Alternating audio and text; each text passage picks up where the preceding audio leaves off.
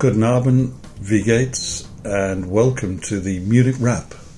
This is our 48 hours in Munich at top speed with some slides and thoughts. Museums. Everybody says beer about Munich, but museums. This place is hooching with museums. There's, I think there's what about... I counted them. There's 53. There's 46 kind of official ones, and then there's a whole lot of other ones. But even when you're going down escalators into a train station, halfway down the blooming escalator, there's a door into a little blooming museum. And there are signs everywhere pointing, great signage. It points you in lots of museums, tells you how close you are and everything else. Aye. Now this might, people are going, get onto the beer. Look, we're teetotalers, so give us a break. Although I think you had some of the alcohol-free beer and it was pretty good. Yes, indeed. Alcohol-free beer, along with the sausages, the Brockwurst, the Currywurst, and whatever. Yeah. Fantastic. Yes, I went the wrong way. I went for the old kind of... Well, I didn't realise I was ordering cold sausages on what turned out to be a -9 day. But actually the prices are pretty reasonable. You know, you don't think, oh no, just kind of get something else that you can eat. Yeah, and if you've got a gannet with you, it's gone anyway. That's true. But we do have to make a very, very significant point, which is it was cold. We'll show you a couple of instances where it was very, very cold. Well, this is the guys that took the blowtorches to the statues. That's you right. You saw that. Yeah, it's -13 during the day.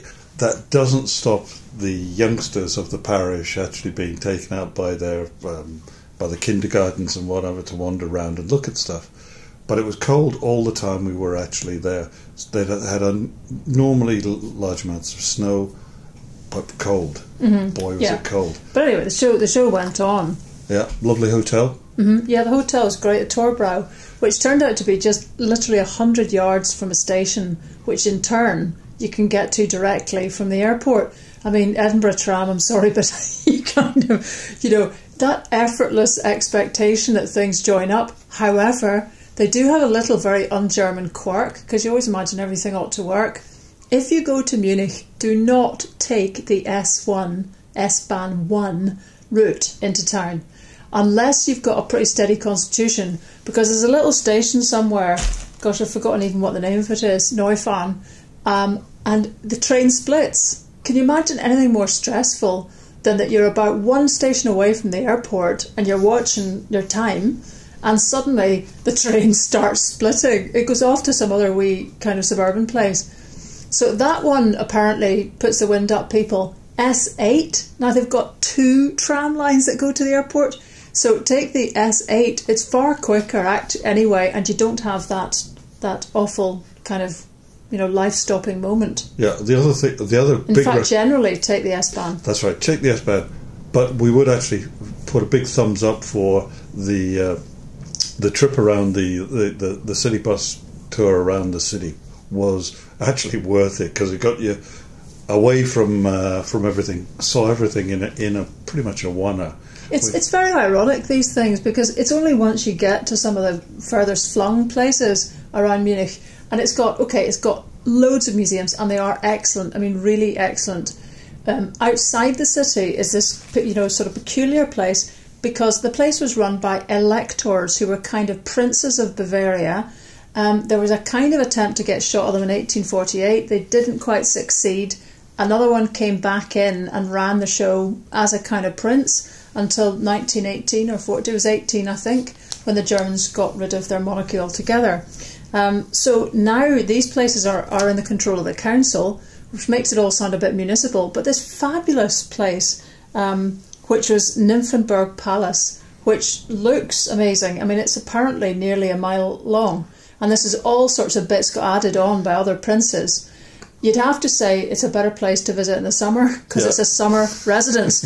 So when you go in anywhere in Germany, they're so organised. They tell you to take your coats off, you put them in a locker, you get a wee key, Bob's your uncle. We did that on autopilot, only to have the guy say, oh, I think you should put on your coat because it's freezing upstairs. Yeah, because we had actually spotted on the way in, we'd spot lots of people playing in the very picturesque canals, playing the equivalent of curling on the canals that were frozen. We also saw very orderly. In a very they got planks down to separate the rank. It was like they got the whole thing sussed out. That's right. Indeed, even the geese were organised. So it was fantastic. But the place was enormous, well worth a visit. I can only imagine, it was a summer palace, I can only imagine what it would be like during the summer. Winter, it was something to see, but summertime, I think it'll be something very, very special. Also, the whole of Munich history has really been dominated on the one hand by these electors and then by the war. So the elector had also a residence, which is called the Residence, which is a tremendously atmospheric place that we only finally found in Munich. For such a wee place, relative to Berlin, it's 1.3 million people, so it's not wee, but it's not gigantic. Things are in walking distance, but somehow you keep losing your directions, and it could be because it's very flat as a city. There's one little hummock, and that's the rubble from the war that was made to create something that became part of the Olympic Games arena. But apart from that, the place is so flat you can't kind of see where you're going. However, the Residence, beautiful place, and we went to a concert there. This is one of my sort of lack of attention to detail problems. It was in an amazing place that was the chapel created by the relevant prince who built the Residence. Like 80% of Munich, it was destroyed in the Second World War. And this is a kind of weird thing, because you're looking at things that sort of look old except they're completely unscarred by age, and then you realise they're not old, they're complete reproductions.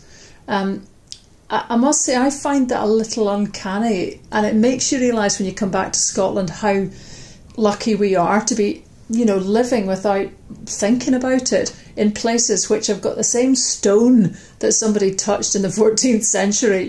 Nothing has changed. Yeah, but I also have to add that, wherever you went, as most of the places in Germany we go to, I'm always remarking, I'm wandering around watching all the building works that's going on, the cranes everywhere, the panels up on the side of buildings actually describing what they're going to be building there. And it's always been, to me, a hub of construction, of things that are going on. And to me, that's part of the charm about the place. It's not this ancient place stuck in amber. It's new, it's dynamic, there are different things going on. But then why did they build everything as an exact reproduction? I guess after the war, because, for example, the two towers of the cathedral were unscathed.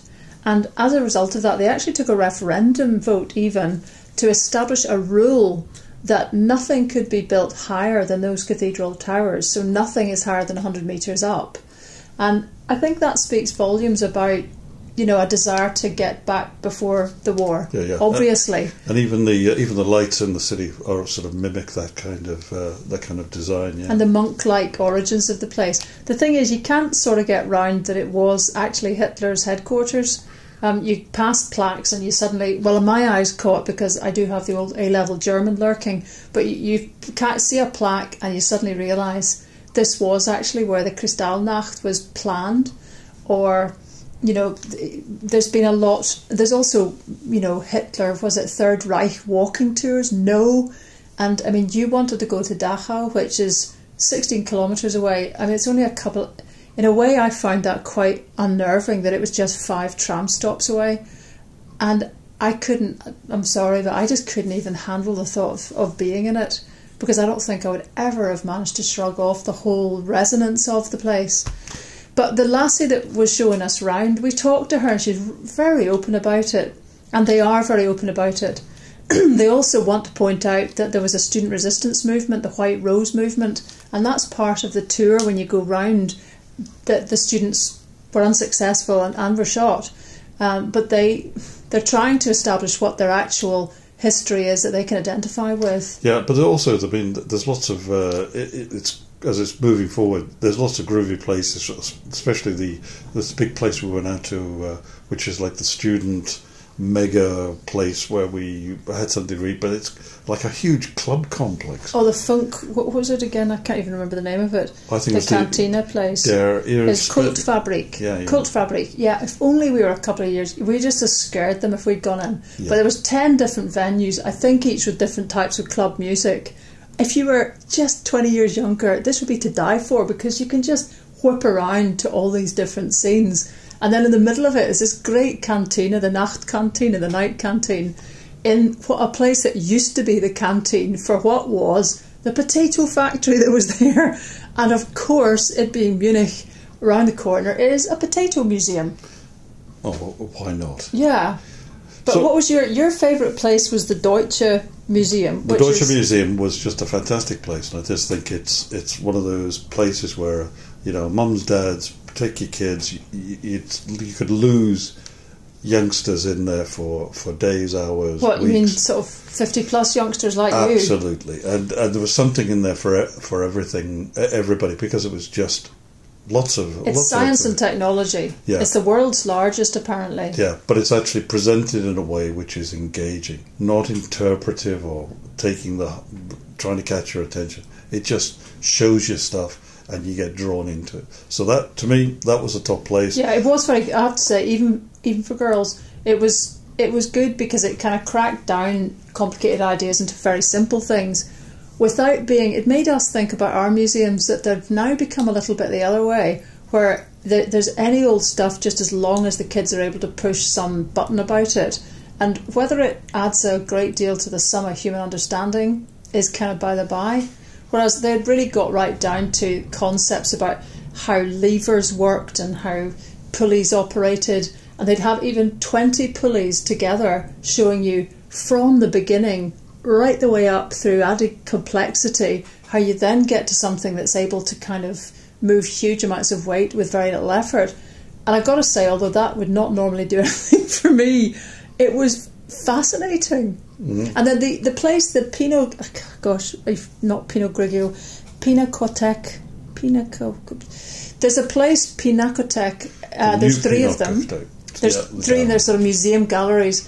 One of them, it's a bit infuriating, this, because the Germans I think that they're very straightforward people who are organised well.